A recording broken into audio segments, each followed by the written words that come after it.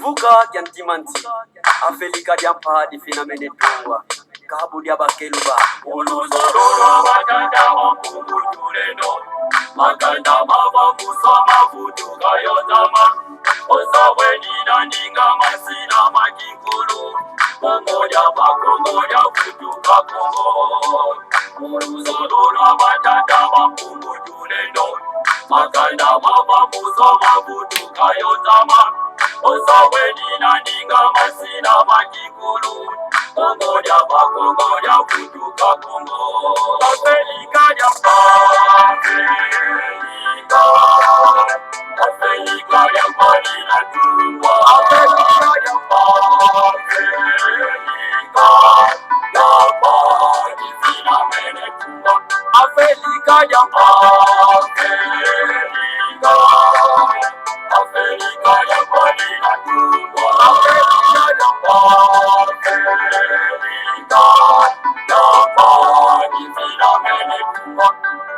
Efi ambaya mbita keti mana kukongo Ipanza kya Kongo ye kibuka kya timanti Efi ambaya mbita keti mana kukongo Kongo ya futuka Kongo Efi ambaya mbita keti mana kukongo Ipanza kya Kongo ye kibuka kya timanti Efi ambaya mbita keti mana kukongo Kongo ya futuka Kongo Afrika ya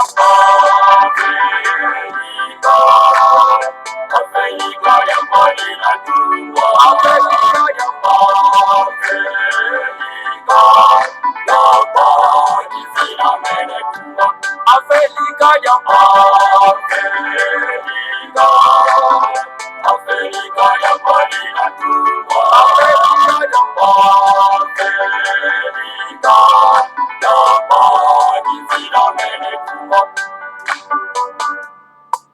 Zakuna tatu zazo sina katulwa Uluzololwa batata mapungu tuleno Siku mina zone za kwanza zinatungwa Yefuka na mukifuka kantimati Zakuna tatu zazo sina katulwa Uluzololwa batata mapungu tuleno Siku mina zone za kwanza zinatungwa Yefuka na mukifuka kantimati Afrika ya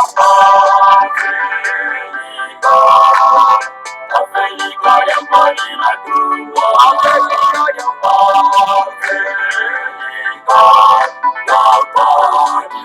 Mene Tumba Afrika ya Afrika ya Marina Tumba Afrika ya Marina Mene Tumba Siku mina zole za kwanza zinatungwa Kongo kuimaka mbubegela kuva kuzami Oyo makatanga kifungu bangi chwapa Kasaimu kivuka chantimanti Siku mina zole za kwanza zinatungwa Kongo kuimaka mbubegela kuva kuzami Oyo makatanga kifungu bangi chwapa Kasaimu kivuka chantimanti Afrika ya Afrika ya Marina Tumba Afrika ya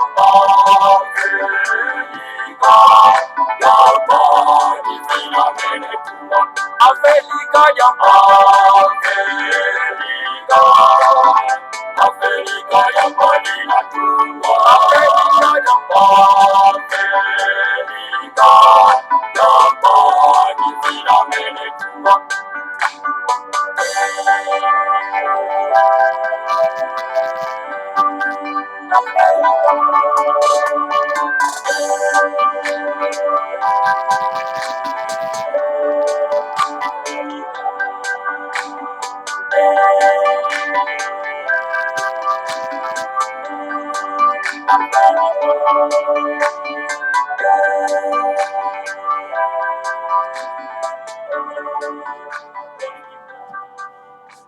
Matondo mingi bama batata bandeko balandi ya Congo bololo tarabiso wana toyeli susu antuka na pokwa na lelo pambate lelo ezali ya solo pena mokolo mwa mibale ya poso mokolo mwa zomi na mine ya sanza mine mobu ya koto mibale na tuku mibale tokomi solo penza na ngonga ya zomi na libwa na miniti misato elingi koloba ngonga ya sambo na miniti misato ya nsima nzanga topesi bino banso bayenge bambote pe balosako na bino banso ezali wa bino molobeli utapopele bobala elingi koloba malamu koloba matondo mingi na bino banso bozwi litomba solo pena ya kovanda kolanda biso solo pena na kati na ngunduka monene ya bakulu oyo tobengi solo pena tuka Congo bololo bama batata bandeko balandi ya Congo bololo lelo en tout cas tozali solo pena tuka na Congo dietu ezali kasi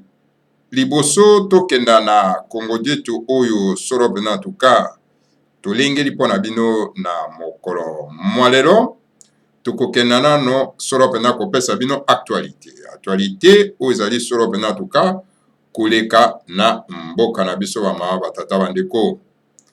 Alors boyebi très bien que en tout cas lelo à partir bolimbisi à partir ya mokolo mwa lobi ezalaki solo pena en tout cas début ya un soulèvement populaire parce que esengeli bama batata bandeko balandi ya Congo bololo tosila na bato oyo baye solo pena en tout cas kokonza biso lokola en tout cas tozali bato moko toza na mabele te na kati ya mboka na biso. Alors esengeli soulèvement ekoka kosalema mpona ete tokoka kodécoudre na bato oyo baye kokonza biso bama batata bandeko. Alors na moment oyo nga naza kopesa bino solo pena tuka l'information oyo le mouvement s'intensifie bandeko na biso ya Congo central batelemi mpona kolakisa le reste ya mabota ete esengeli tokoma libre na mabele ya bakoko na biso yango nomoni mouvement oyo ebandaki depuis lobi parce que le grand maître de Mondassé m'apesaki déjà ordre ete bandeko na biso nyonso tu ya Congo central bakoka kotelema mpona ete bakoka solo pena tuka kozwa possession ya mabele ya bakoko na bango bakoki kondima te ete bapaya bakoka koya konyokolo bango na mabele ya bakoko na bango yango wana tolobi ete y a un temps mpona kose battre y a un temps pour faire la guerre y a un temps pour se libérer y a un temps pour se battre bama batata bandeko moto oyo akose battre te akotikala bombu libera na libera yango wana en tout cas bandeko na biso na Congo central batelemi mpona base battre mpona bosomi na bango base battre mpona dignité na bango base battre mpona korécupere mabele na bango oyo bapaya baza kobebisa yango bama batata bandeko yango wana omoni mouvement ebandaki lobi solo pena en tout cas na Congo central yango ezali kokoba na ba ville nyonso bama batata bandeko ebandaki na Kisantu penzo ezalaki vraiment solo pena ezali jusqu'au lelo épicentre n'est-ce pas ya soulèvement populaire pendant que bandeko mosusu na biso ya ba province mosusu bango baza kolala pongi bama batata bandeko e bandeko na biso ya Congo central balakisi exemple pe babandi mosala bama batata lelo oyo moment oyo nga naza koyebisa bino mouvement ezali kosetendre solo pena na Songololo na Matadi ezokenda ti na Mwanda bama batata bandeko balandi ya Congo bololo. Alors donc voilà bama batata bandeko esengeli ba province mosusu ekoka kolanda lokolo elanda exemple bama batata bandeko mpona tokoka kokangola solo pena tuka mboka ya Congo ezali kokonzama solo pena na bapaya. Mais curieusement bama batata bandeko balandi ya Congo bololo c'est comme si les Congolais balingi occupation ya coalition Tutsi. Ils nous parlent, n'est-ce pas, il y a un président de la République, Chilombo, il nous parle, n'est-ce pas, il y a Kamere, il nous parle de Tambwe Mwamba. C'est comme si les gens veulent rester avec l'occupation de la coalition Tutsi. Non, mes chers frères, tout raisonner tant que les êtres humains. Ces gens-là que vous appelez de Tambwe Mwamba, soit exemple à Tambwe Mwamba. Tambwe Mwamba, ce n'est pas un Congolais. Tambwe Mwamba, c'est un Tutsi Rwandais. Azane loko moko te ya kopesa ordre na kati ya mboka na biso bandeko na ngai bana some ya mboka Congo. Tambwe Mwamba, c'est un Tutsi Rwandais. C'est un Rwandais. Il n'a rien à voir avec le Congo. C'est un usurpateur. Et sengelindi biso to bengana ye. Azonga na mboka na kenda ko travailler na Kagame. Mais comment on peut laisser un étranger à déstabiliser mboka na bino? Aya ko zwa possession ya bokonzi na mboka na biso? Et biso to vandi 80 millions de Congolais, to vandi tozo tala to beta kamasoro ya Tambwe Mwamba. Non, mes chers frères, soyons sérieux. To vanda to beta kamasoro ya Kamer. Et vous savez très bien que Kamer c'est un Tutsi burundais. Azawa na supona ko défendre ndekona Hippolyte Kanambe. Même si l'Occidental nous a imposé cette Hippolyte Kanambe de Tutsi rwandais. Parce que bamona kibiso toza ba aveugle. Mais si koyo tozali na un leader charismatique ou afungoli biso miso abi que non, cet homme là c'est un Tutsi rwandais. Et sengeli to bengana azonga na mabeye na ye. Mais ceux qui vont kosamaki, miso fungwami. Est-ce que tu vas continuer toujours à caresser, à benga, etc. na mabeye na biso? Et lui continue, n'est-ce pas? Il y a comment on a vu sur le corps à petit peuple, mes chers frères et sœurs. L'heure est venue. Ngongese komi. L'heure a ngongese beti. L'heure a sonné. Pour n'être to benga na bango. Ba américain ba koya kosunga biso te poto benga na Hippolyte Kanambe, to benga na Tambwe Mwamba, to benga na Kamere, to benga na Rubewa, to benga na Rugiza, to benga na bapaya nyonso tu ba généraux nyonso tu bazana kata mapinga na biso moko.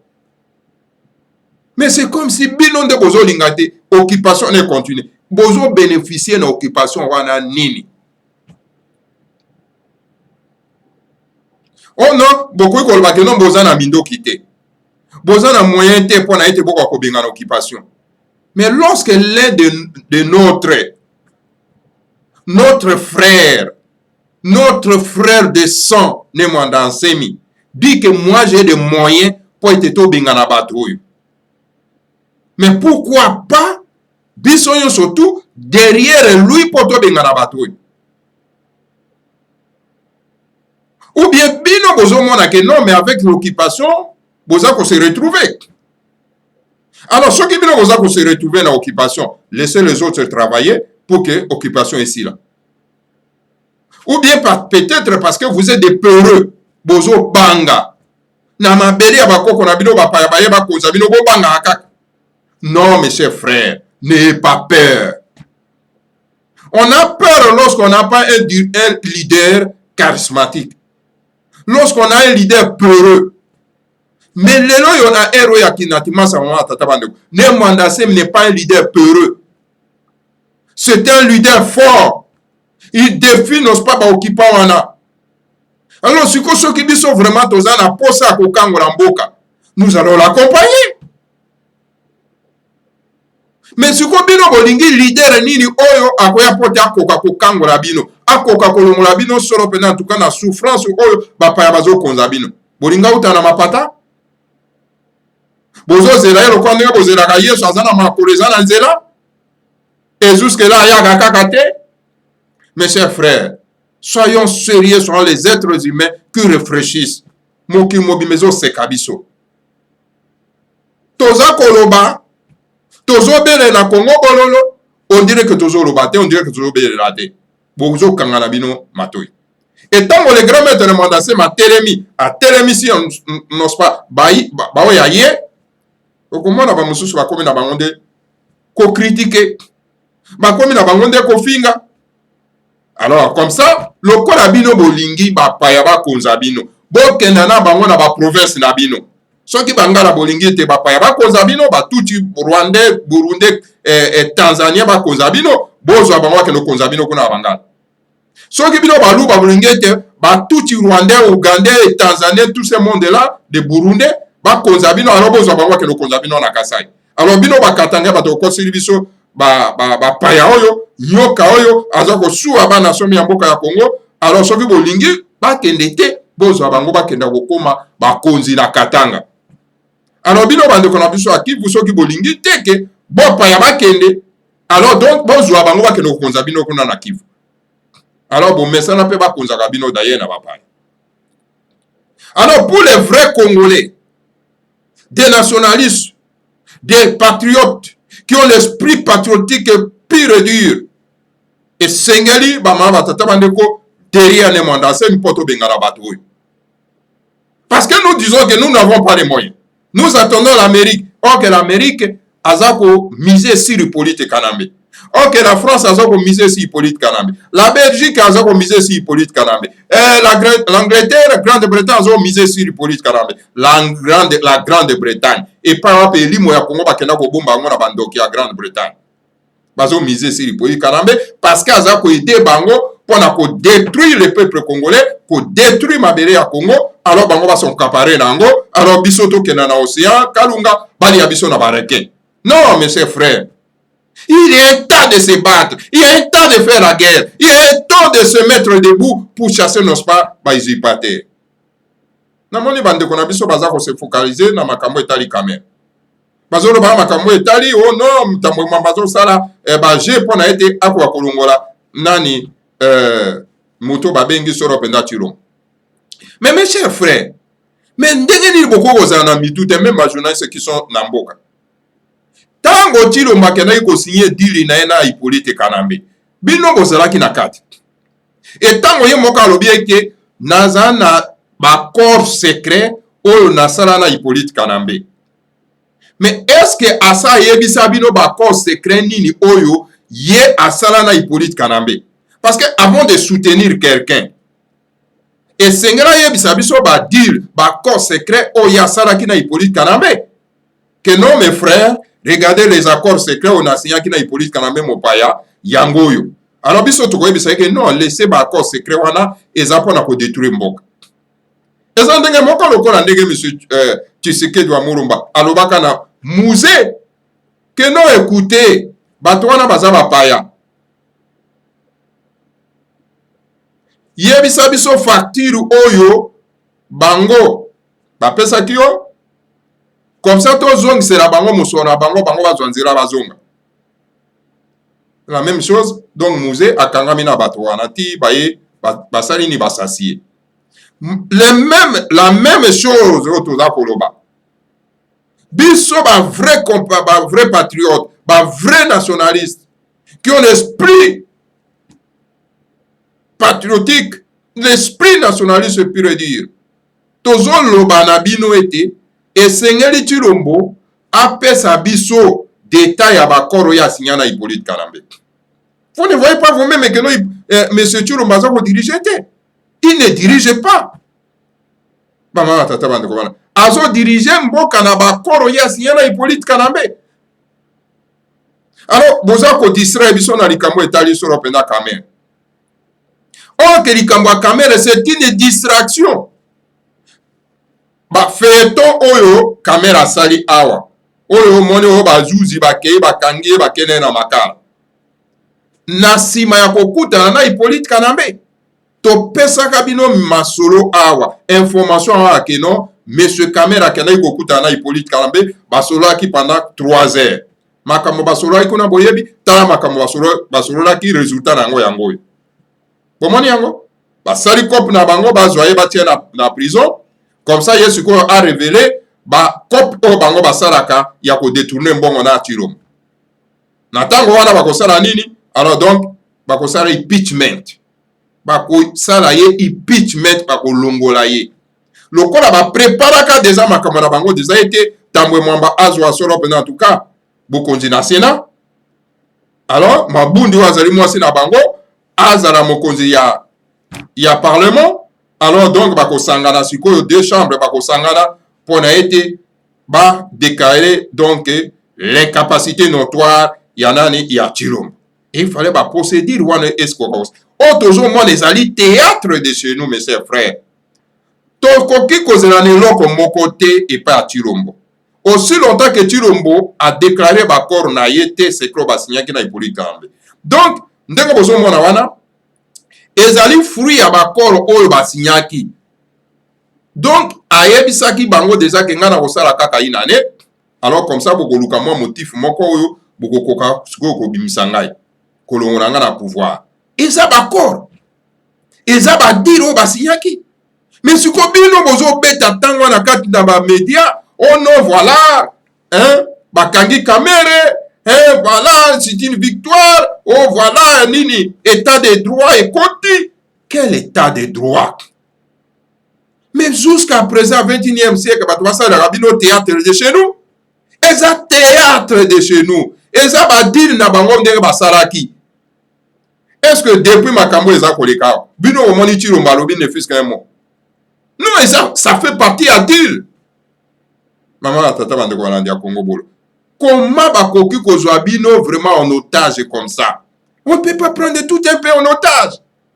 Alors donc la meilleure solution, c'est-à-dire que, donc, kopanzana bama tata bande kolandi ya Congo bolo. Parce que le grand maintenant mandat c'est Maza Kobe là. Un vrai leader, un vrai patriote. Aza kolakisa bino ndenge ni toko bimana isika na mboko oyo. Na motambo oyo bapaya batie biso. Mais otoza na mato on dirait que toza koyoka te. Alors donc voilà, ekosenga nini faut kopanza. Faut kopanza na mama tata bande kolandi ya Congo bolo. Parce que mariage yango pe, eza mariage forcé. Alors donc esengeli siko bato na bato mwana benda na ndako na ye. Pour matoi mangbongi, je vais dire, et les caractères bama tata bande. Mes chers frères, to fungola nano miso. To zama force mususu te uta extérieur pour te to ya ko se libérer. Libération ya mboka na biso ko uta epa na biso moko. Avec le leader fort, avec des leaders charismatiques, et nous avons un seul sur le terrain. Tala bande kona biso babengi bango ba combattant. Silence radio. Mais ils pensent que bako libérer mboka na réseaux sociaux. Bako libérer mboka na mwa ba moso ya ba discours na nini na ba internet. Mais ok mboka bako libérer, il faut monter sur le terrain. Et nous avons quelqu'un sur le terrain. Non, y était. Mais c'est quoi Olinginan? Olinginan, Faïlou. Oh, que Faïlou c'était un peureux, un petit enfant un peureux. C'est un peureux. Hein? Il n'a pas l'esprit de combativité, maman, tata banu. Bozo zelanan. Tu le moyen wana ateki mboka. A trahi. Abimi grand traître. Tu ko bozo zelanan. Mbanda, ou à côté na océan Kalunga. À côté na Sama Abimakate, yende bokozela ko libérer bino, mais bokozela trop. Bokozela na ibemba. Ou a trahi un traître. Moto a tient la prison pendant 10 ans, abimi, mais on les a combattre avec acharnement, rien. A commis au coopérer là. Mes chers frères, ce ne sont pas les leaders à suivre. Nous avons qu'un seul, je vous l'ai dit et je le jure, nous avons qu'un seul leader nakati ya mboka sur le terrain. Ce n'est pas Ndasim. Mosu sazate, ofungura miso. Mosu sazate. Tokoloba na bino monoko ndenge ni po boyoka. Okomona se fo combattant bakoya ko telema pona ko banda ko finga. Parce que ba yebe loko ni bakoyi ko sala te mama tata bando. Parce que ba uti na ba tribu moko médiocre. Ba uti na ba tribu à prostitution. Alors, tiko lié au lié bafanda na batribu na bango ya prostitution epa na bango bakoki kotambusa yango epa mosusu bamama tata bando. Ça ne va pas là bamama tata bando. Ça ne va pas. Mboka eko otamba na médiocrité boye te bamama tata bando. Il est temps qu'on se libère. Et pour qu'un peuple puisse se libérer, et Seigneur Azara derrière un leader fort. Combien de fois que le grand maître Mandassé Mazakolba, moi j'ai des moyens pour libérer Mboko. Parce que Mboko, na tango ya colonisation belge, moto a libéré qui ango toujours au Congo, Mbuta Kasavu. Nana ko nié que Mbuta Kasavu moto a libéré qui Congo. Qui peut nier? Tango Mbuta Kasavu bazako bunda pour la libération à Congo. Lumumba était donc l'ami intime, n'est-ce pas, il y a colonialiste. Ce n'est que tant qu'il na Accra et pas Kwame Nkrumah, il a compris, n'est-ce pas, le combat. Tant la zone, il y a bandi sukoko bunda combat, et on a collé réunion surtout, il y a colonialiste. C'est pour cette raison, mon aïe bazwa qui est, Kabi et pas tomber pour qu'il n'a pas maïkoun. Donc, les lois de la colonisation, il y a noir, c'est noir. Il y a coalition tout, parce que tout, persi bango mosala, il y a qu'on détruit, il y a qu'on décimer la race bantou.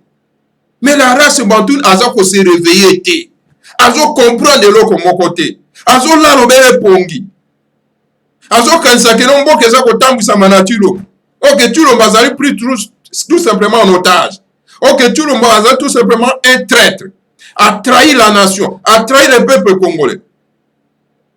Au lieu que balongwana sika wana traître azali, tokende sika oyo moto oyo aza kobunde tumba ya solo pona kokangola mboka ne mwanda semi. Alors non, les gens baza kosala marque le papa ma tata bande. Non, ce n'est pas ça. Le monde entier se moque de nous. Parce que c'est kabiso ba ma tata bande. Hein? Okoyoka ba Amérique à lobby, France à lobby, Songolo paka à lobby. Est-ce qu'ils ont besoin de vous? Ils n'ont pas besoin de vous.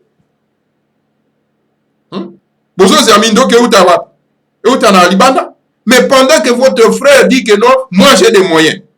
Dit qu'on a transformé comme un explosif. Ma banga a transformé comme donc grenade. Mais ce qu'on peut dire, nous avons Mindoki sur le terrain. Un peuple voyant a kosalanine, a kolinga solo pendant leader wana pour être to se libérer to kangolama. Toza koloba awa okomona po mota partager Congo bololo azo mona yango pasi parce que ce n'est pas ça qui qui concerne la libération en Mboka. Il y a une distraction oyo continuer. Distraction dans les réseaux sociaux continuer.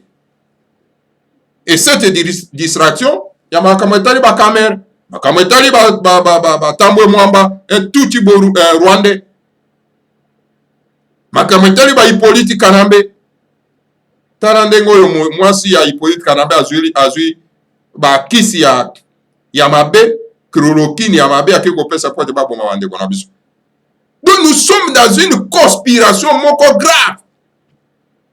Hein? Bonjour moi baza ko sara donc li kopa ya ko bomabino boza na mission direct bozo monate. Alors ba ma tata ba de Kolanda Congo bololo. Non, réveillons-nous chers frères et sœurs. Hein? Alors ici bino pongi trop, surtout na ba pasteur charlatan. Alors ici bino pongi na ba mosso biblique na bango. Ba ma tata ba de Kolanda Congo bololo. Alors donc voilà. On est là qui sont en tout cas. Moi, mbela na koyi kobele la pona bande kona biso. Ba kwa koye ba ete bande kona biso ya Congo ya kati basi ba telemi. Ba telemi pona ete trop c'est trop. L'occupation doit prendre fin. Mot d'ordre c'est pesami par les grands maîtres de Mandansemi. Et ba bazana tembe ya kotia tembe ba ko mona yango. Et puis, bah, miso akomona bakomona yango. Bama tata bande ko balandi ya Congo bololo. Les pasteurs charlatans bazo la sabino pongi. On nzambe akosala. C'est pasteur charlatan. Mawa pe pasmi. Voilà, bama tata bande ko balandi sanga timati. Wana ezalaki solo penda en tout cas mbela pona ba imboka bakwa kososo. Awa bama tata bande ko na kobetela nano bino mwa lisolo mwa détente nano awa ma tata bando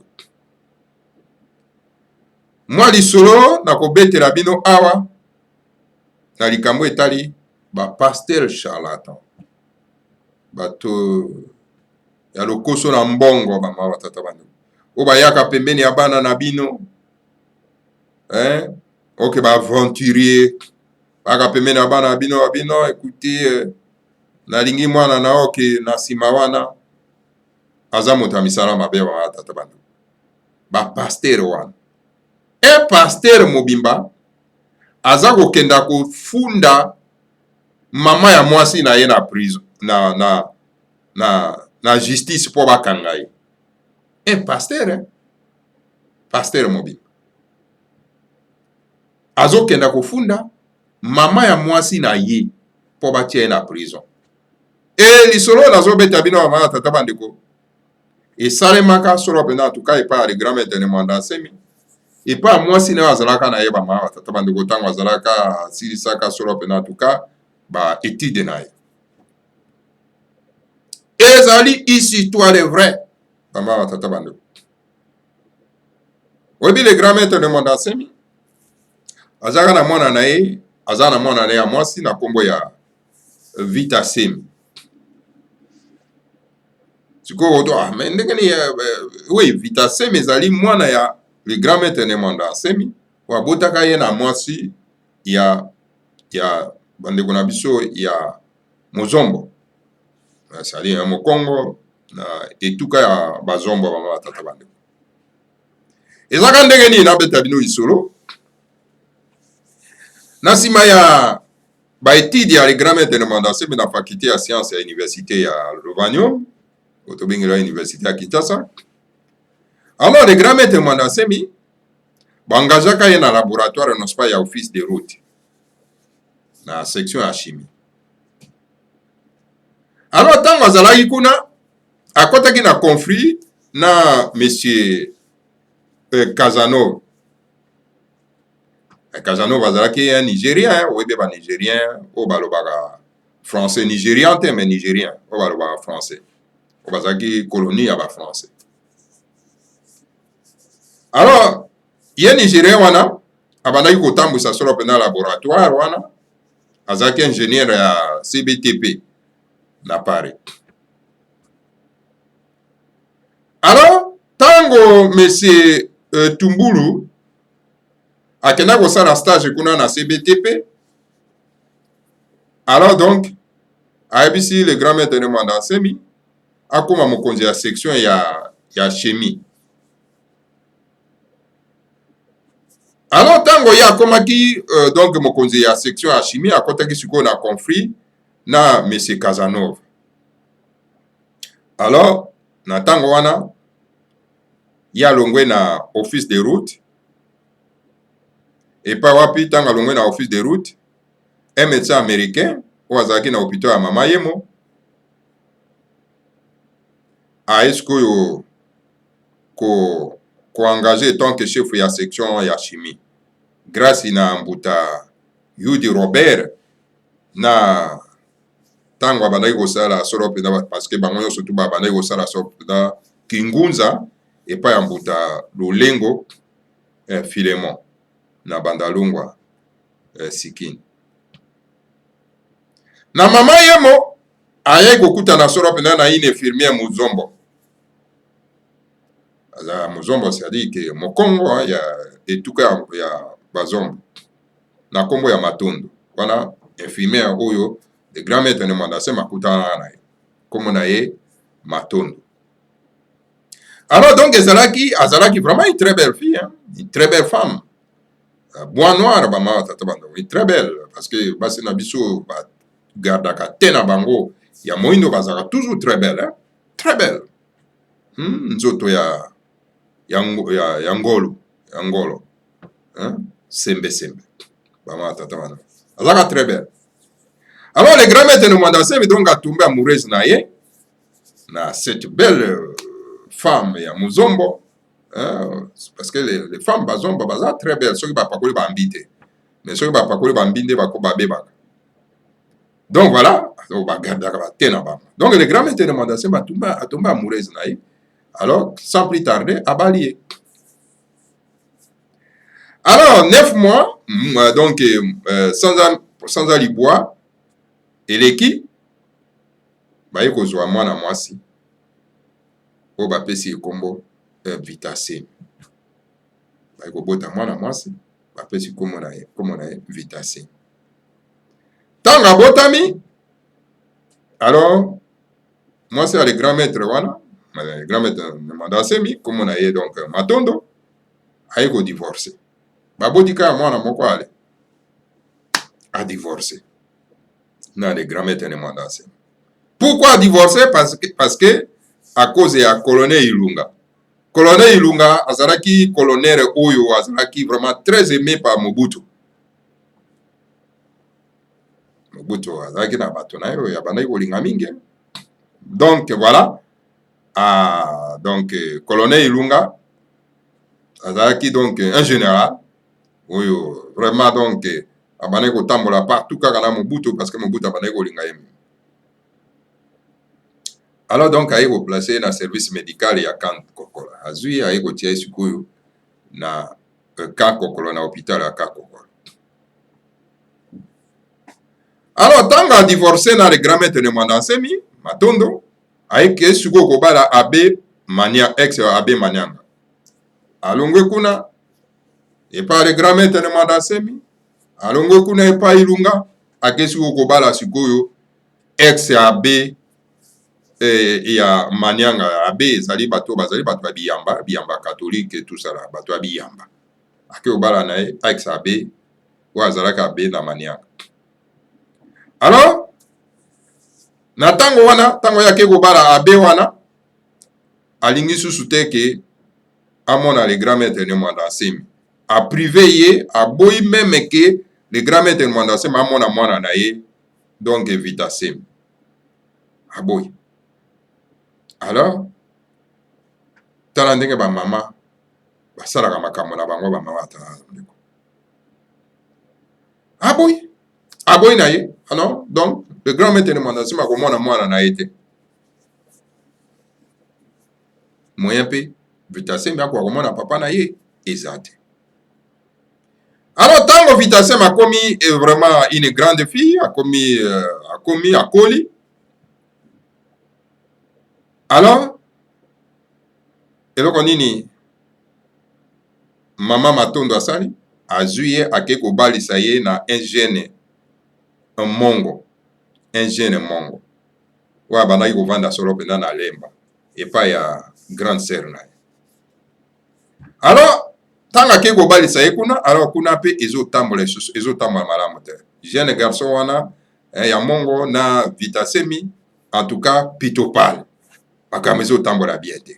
Alors donc ezalaki nini na suka nango ba divorcer na jeune mongo wana et puis Vitasemi aye kozonga epa ya mama na ye Matondo. Mokolo mosusu infirmière ya mama yemo aye kotala mama Matondo atuni alobi infirmière oyo wapi père na ngai biologique aye kotuna wapi papa na ngai oyo abota ngai. Alors infirmière wana ayebisi alobi kende na institut médecine tropicale na section pathologique okokutana na un certain taux ya matwiku ye azali chef ya section wana otuna ye akoki koyeba epai wapi papa na yo biologique azali parce que bango mibale bazali ba grand ami. Mwana akomi koluka papa kama tata bande. Alors Vitasemi aye na institut médecine tropicale aye kokutana na Mbuta Toya. Alors a présenté ye a se présenter plutôt albi comme on a Vitasemi. Alors alobi nalingi nakutana na papa na ngai biologique. Est-ce que nakoki kokutana na papa na ngai biologique? Boyoka ici toi. Mokolo wana Toya aike kokutana solo pena en tout cas na ne Mwandasemi na ma campagne. A informé ye ke akutanaki na jeune fille moko komo na ye Vitasemi. Et papi mama na ye komo na ye Matondo. Alors ne Mwandasemi azongisi alobi azongisi epa ya mina yo na lobi. Alors en tout cas sans doute ezali pendant donc mwana na ngai. Yaka na ye samedi prochain. Yaka na mokolo mwa poso toko akokutana na ye. Et Vitasemi enfin aye kokuta na papa na ye biologique. Atango wana tanga kuta na papa na ye biologique, ta kuta na le grand maître Mwanda Semi, a commis vraiment très attaché na papa na ye. Moko mosusu, un certain pasteur ya lingomba ya balai sakabato pongi église de sommeil, obino bobenga pa bizoma église de réveil, azali un katanga je veux dire, asengi na vitase mbako wa kobala.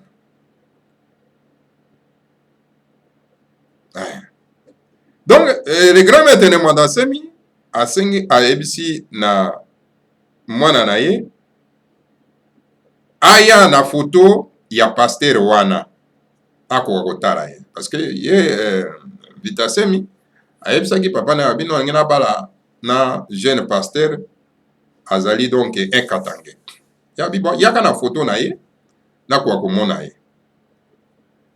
Na kwa komona jeune pasteur wana. Et tango Vitasemi, mwana ya le grand maître de Mwanda Semi, aye na photo ya pasteur wana, alors le grand maître de Mwanda Semi atali photo wana alobi, en tout cas, mwana nangai, jeune homme oyo, elenge mobali oyo, en tout cas alingi ote. Aza aventurier monene. Vitasemi ake koyebisa mama na ye, position ya papa. Vitasemi ake pa mama, akoyebisa papa boy jeune garçon oyo, aza aventurier, alingi ngai te, c'était un aventurier. Alors matondo, mama na ye, mama ya Vitasemi, aye siko na ma campagne. Aye kokuta na le grand maître de Mwanda Semi. Alobi na le grand maître de Mwanda Semi ke jeune pasteur wana elenge mobali wana donc asambelaka mingi lokola yo. Alors le grand maître de Mwanda Semi aseki alobi mais matondo, oza pena sûr que jeune garçon wana asambelaka lokola ngai, mais matondo yo ye en tout cas oyebi vraiment donc ngai malamu te, oyebi donc vie na ngai spirituelle te. Donc ngolo bake yo bandai ko linga ngai kaka na nzoto, mais bandai ko linga ngai na molimo te. Donc eza na basi oyo akolinga kaka pona nzoto, kasi na esprit aza kuna te mama tata bande. Alors mama ya Vitasemi a s'imposé pa mwana na ya mwasi. Alors ake abalisi na makasi pa jeune pasteur wa église de réveil, église de sommeil. Et tango le grand maître de Mwanda Semi babandai koluka soro pena tuka na ba service terroriste et politique kanambe ya motuti rwandais oyo, ake sikoyo na parking ye jeune garçon wana oyo mama matondo abalisaki mwana na ye Vitasemi na makasi, ake sikoyo na parking. Alobi na bato na parking alobi, mais alobi na bajuzi, mais bino mozoluka ne Mwanda Semi, mais mwana na ye azali mwasi na ngai. C'est-à-dire alobi ke mwana, donc mwasi na ye Vitasemi, donc aza mwasi na ye, mais ye mwasi na ngai akoyi koyeba esika oyo papa na ye azali.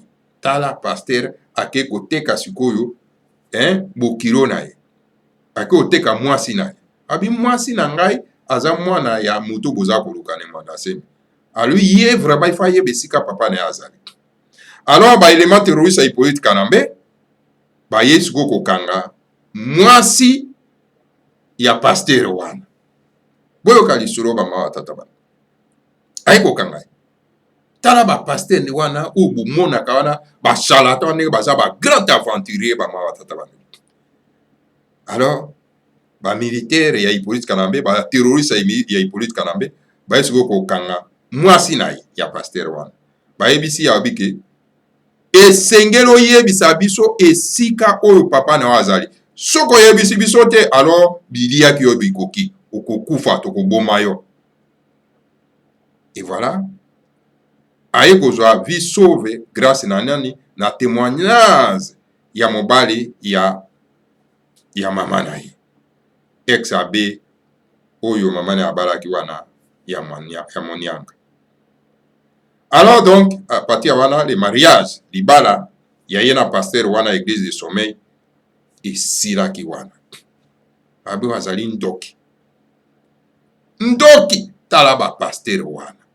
Tango le grand maître de Mondasima alobaki non moto oyo natali photo ne aza aventurier, mama na ye ayokaki te, akeka akobalisa ye. Oh non, asambelaka mingi. Quel losamba asambelaka? Ce sont des aventuriers. Mama atatabana. Aussitôt que le grand maître de Mondasemi azongi na vie normale, après mbula mibale ya kozala entre le ciel et la terre, pasteur wana oyo akendaki koteka mwasi na ye ake koyebisa na Vitasemi akwa kozonga na libala. Quel courage bato bazaka nango matata bano. Baza ba courage. Ake koyebisa bino zonga na libala.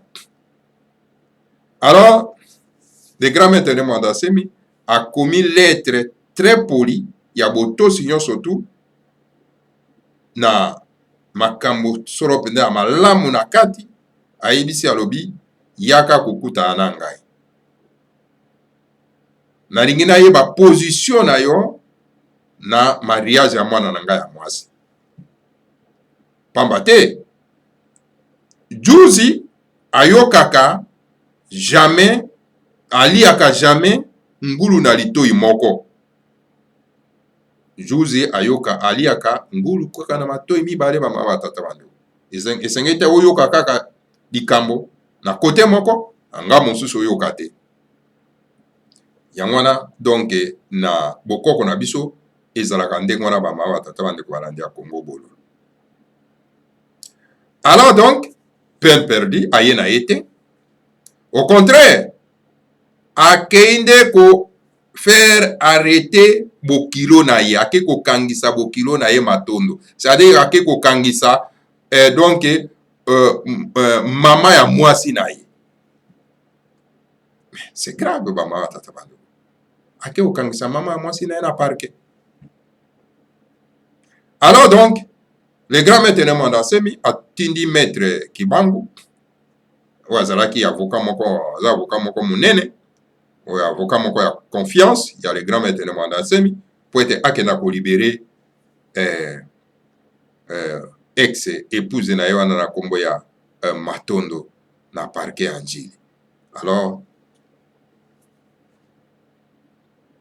avocat akei ko bimisa soro na tuka mama ya Vitasemi na prison. O epai wapi bokilo na ye pasteur wana oyo ye mama matondo abandaki ko soutenir mariage ba mama tata bande ko alanda ya Congo bolo. Bomoni ndenge ba aventurier ba pasteur wana makambo bango basalaka. Donc ceci pour dire que esengeli ba boti basalaka keba na ba pasteur charlatan wana ba aventurier. Lingomba oyo ya bapaya bamemela biso ezali tout simplement ya ko détruire donc ba merce na biso ba mama tata bande. Ce ne sont pas les gens à suivre.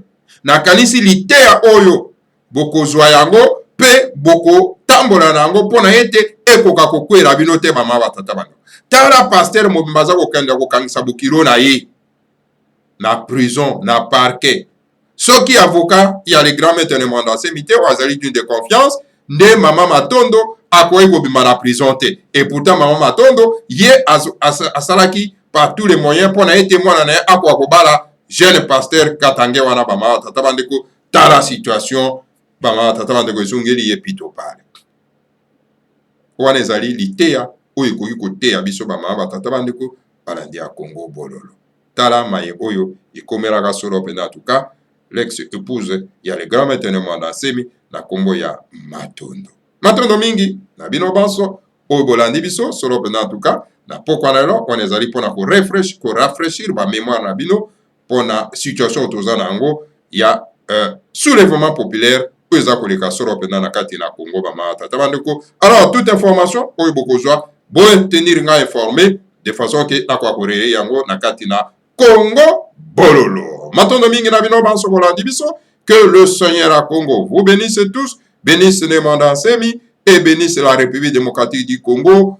Ingeta Ibobo et Afrika jampa di phénomène towa kabu dia bakeluba Uluzororo baganda wapungu tuleno Maganda maba musa mabutu kayotama Osawe nina ninga masina makikulu Kongo ya kutuka Kongo Uluzororo baganda wapungu tuleno Maganda maba musa mabutu kayotama Osawe nina ninga masina makikulu Kongo ya kutuka Kongo Afrika ya Afrika ya Madina Tumba Afrika ya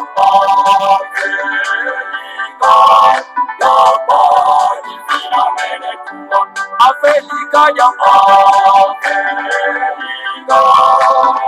Afrika ya Madina Tumba Afrika ya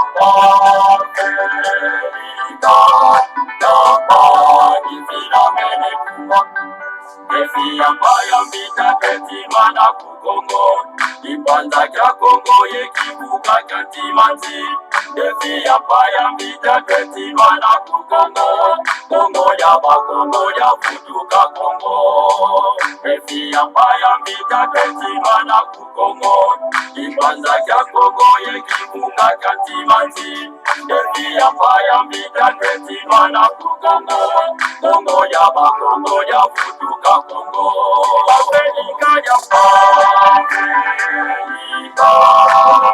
Afrika ya Madina Tumba Afrika ya Madina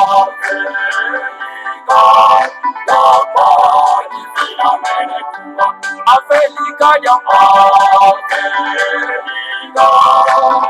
Afrika ya Madina Tumba Afrika ya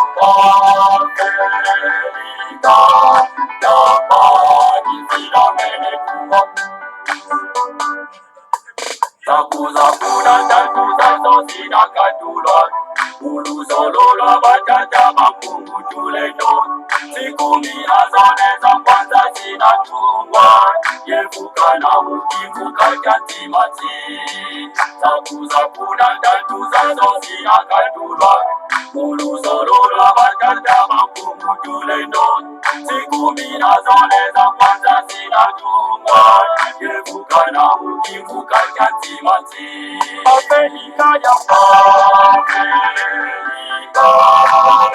Afrika ya Madina Tumba Afrika ya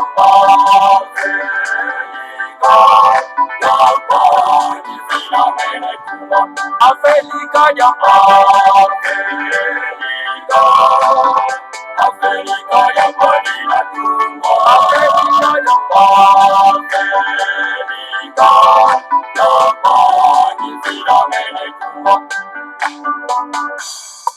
Sikumi nazoleza kwanza zinatungwa Kongo kwimaka mubengela kuvanguzami Oyo makatanga kivuku bangi chwapa Kasaimu kivuka chantimanti Sikumi nazoleza kwanza zinatungwa Kongo kwimaka mubengela kuvanguzami Oyo makatanga kivuku bangi chwapa Kasaimu kivuka chantimanti Afrika ya Afrika ya Madina Tumba Afrika ya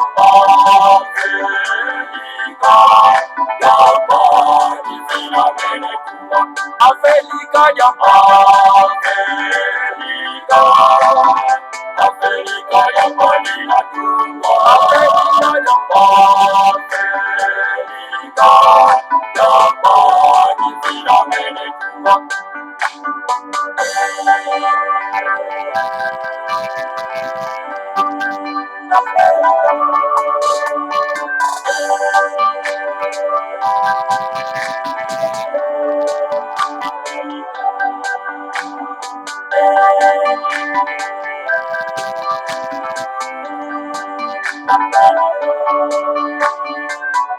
Thank you.